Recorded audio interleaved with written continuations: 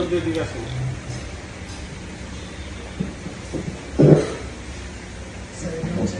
এটা সরাই ভালো বুঝছেন চিকেন কোনটা?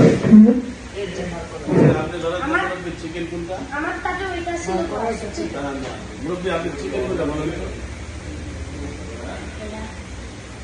কিভাবে বুঝলেন? এটা দিয়েই ভাবলাম চিকেন। ও দেখো এটা তো চিকেনের হাড়। ও তো এটা কার?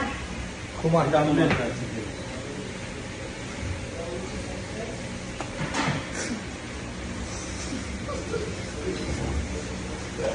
না ওই না মুরব্বী মুরব্বী আসো আসো মুরব্বী হ্যাঁ যাও